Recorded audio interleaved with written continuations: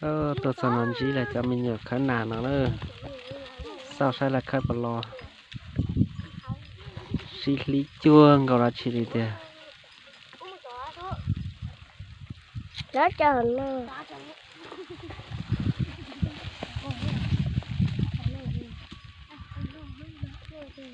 Bộ họ to bè hả là? Một tao có lỏ. Giờ có lúc họ chửi lúc tao có ra. Sai là khá lo đi, bộ lo tuần nào nữa.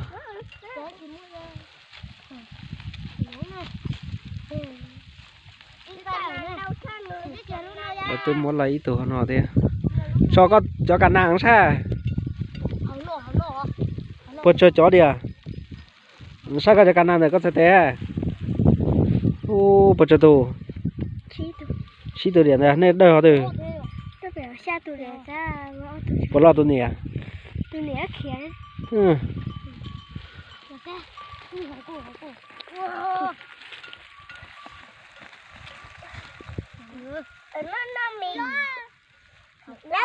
Ô, là đời hành tít tia đi ơ. Hả? Ừ.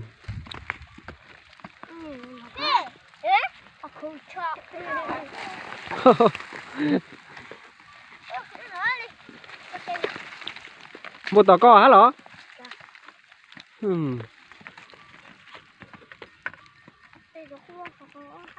Cho có cho hao sai phì. Cho có cho cả nào ăn sai sai. Bắt cho tù. Cho có sai à. Cho có sai à. Ô. Đau sai đi bây giờ. Xí tù đi à? Lý cá bỏ theo. Có ra cá mấy gì? Cá mua dúa. Xí dúa bỏ chơi. Ô.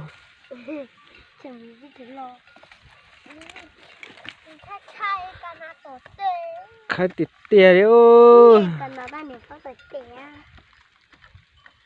Nhà mắng đơn nào nữa. Ta sẽ đợi xa đây.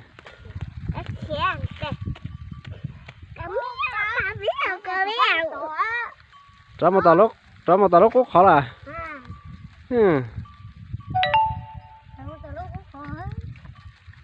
Có mày à?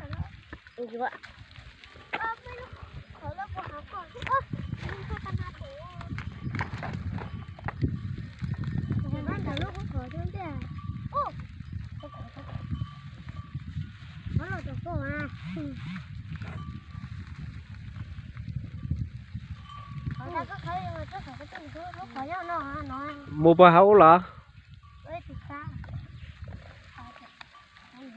Sao phi anh chỉ là bao giờ thò lòn tàu tay co mà. Nhớ ra cho cái nào này. Ô, lại mình nhà mắng đây nào đây hành tít tia.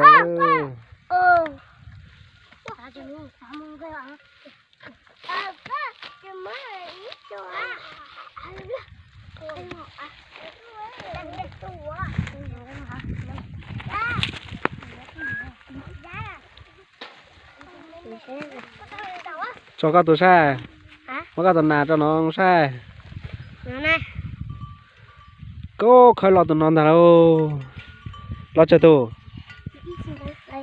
Lọt tí tụi con ta. Hảo nát cả trình số đấy. Bây giờ. Chúng ta tọt khơi hỏi ôi.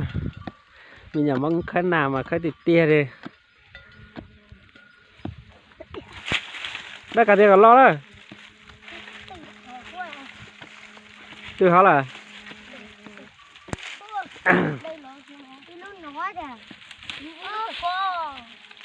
Để khanh giọt khó nào hãy cười ô.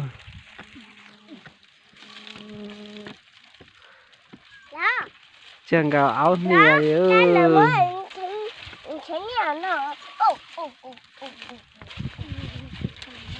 Ít lúa có hả?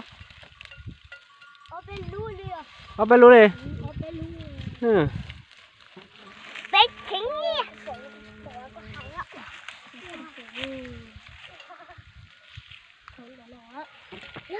lớp bẻ con một tốt thành đó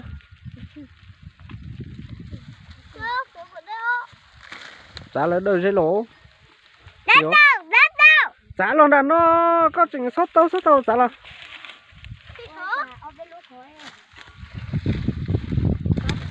ở bên nó khó lên rồi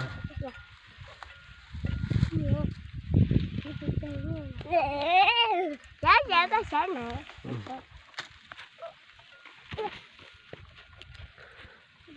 có chỉ sai chỉ mua là hô mình nhà cả măng khơi nào khơi hành thịt tia có khơi chả cái đùn lù đi ô khớp kỳ hắn mua đâu